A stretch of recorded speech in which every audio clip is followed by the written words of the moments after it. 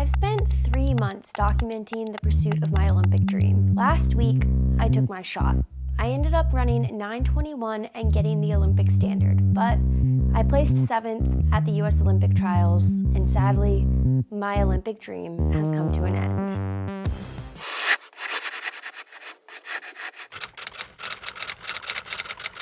I'm not going to the Olympics. That sucks. But I was always realistic about my chances, and I knew it was a long shot. However, I did allow myself to dream and believe that it was truly possible. Even though I didn't make it, I still loved sharing the entire process, and I wanted to use this video to talk about Olympic qualification, why I didn't make it, what some of my biggest takeaways were from this, and what's coming up next.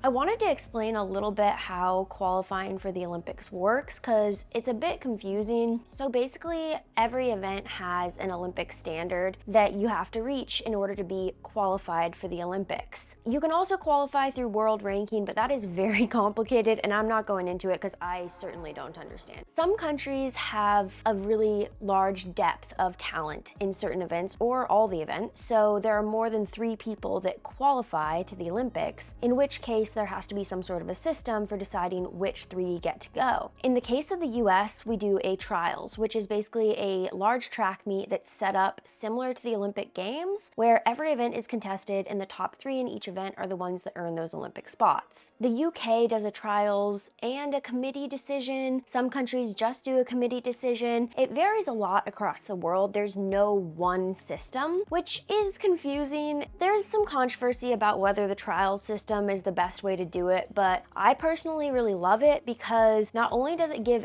everyone who qualifies to the Olympic trials a shot and a chance in that little slice of belief, but it also makes for a very exciting track meet with high stakes and all of the best in the country competing. Even though my chances going into the trials were small, I did feel some momentum coming off of my win at Portland with a PR, and I was really excited about where I was headed, but I knew that it would take a perfect day for me to make the team. Unfortunately, I didn't have a perfect day. I made some tactical and technical errors, and I also got COVID 9 days before the prelims, which might have impacted my race. I'm not trying to make excuses for myself. It just is something that did happen. But either way, I think it took 9:07 to make the team, which is the fastest that it's ever been. I don't think even on my perfect day, I would have had that in me. I got 7th, 9:21. It wasn't a complete letdown. It obviously wasn't what I was hoping for either, but I really enjoyed this season and I had some big takeaways that I wanted to share as I finish up this Olympic Dreams chapter and move on to what's next.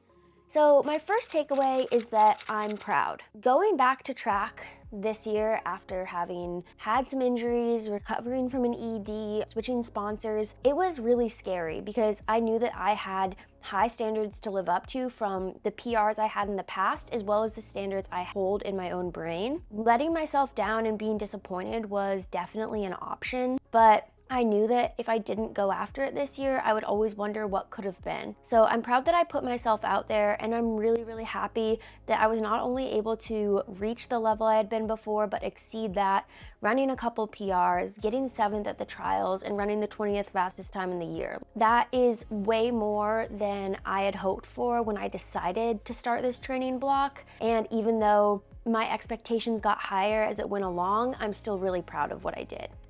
Takeaway 2, I loved it. This is the most fun I've ever had during a track season in my life. After I had a breakout freshman cross country season in college, I just felt a lot of pressure after that to live up to that, and because of that, races felt scary and more of a test than an opportunity. I started wanting to drop out of every single race I was in pretty much from 2017 until the beginning of this year. When it got hard, I just thought, oh, I might as well just drop out. I'm not gonna be able to do it. I won't be able to run to the level that I want to the level people expect. It's embarrassing to run less than that. And I just had these ideas built up in my head that really took the fun out of racing. This year, that's gone. Like, I enjoyed racing every single time. When it got hard, it felt a very purposeful hard. Like, okay, yeah, it's really hard, but I want it to be hard. Racing should be hard, and I have so much to gain from this experience, even if it doesn't go how I want it to. And I don't know exactly what caused this mindset shift, but I'm here for it.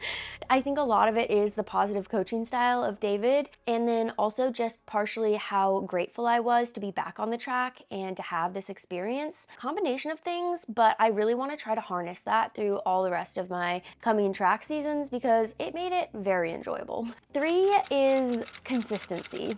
Frequently throughout this buildup, I had to take days off because of little aches and pains that came up. I had to replace workouts with cross-training workouts, and I kept getting so frustrated by this and being like, oh, I will never be successful if I can't be consistent. But then I realized that it's not inconsistent, it's just my consistency. Yes, I might replace every 5th workout with cross-training, and I might cross-train 2 days every weekend, and I might only do 1 long run a month. That doesn't mean I'm inconsistent, it just means I'm doing what works for me. It's what I need to do. And one of the things I was able to remain very consistent with throughout my training this year was my hydration, and that is thanks to Element, which is a tasty electrolyte beverage with a scientifically based formulation of electrolytes. It has 1,000 milligrams of sodium, 200 milligrams of potassium, and 60 milligrams of magnesium. Everything you need and nothing that you don't. It also now comes in these delicious, slightly sparkling seltzers, which are just amazing. They really motivate me to hydrate because I look forward to drinking them every day. They're so delicious. Element has been a consistent part of my routine for over a year now, and if you would like to try Element, you can get a free sample pack with any order. Just go to drinkelement.com/Allie or go to the link in my description.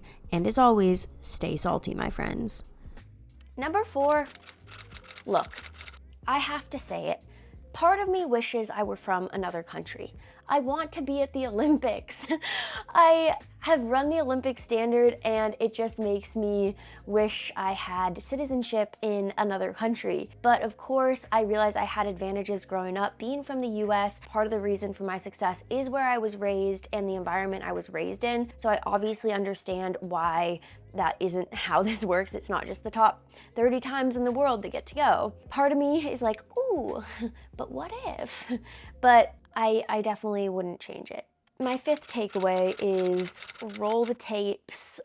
I documented this entire thing, and not only was it the most fun I've had during a track season, but it's the most fun I've ever had on YouTube. I really love the spirit that the Olympics bring and the excitement around them, and I felt it and really loved being able to show some of the process behind even trying to make the Olympics. I was not one of the athletes that made it, and you saw how much I dedicated myself to it, and so I think that that really helped shed light on how special it is to earn one of those Olympic spots and how much it takes. And I also hope that this series can show that failing to reach a goal is not for lack of effort. It's just sometimes your goals are lofty and you don't quite get there. A lot of the purpose of a goal is dedicating yourself towards that goal and doing everything you can to get there. And I know that I did that.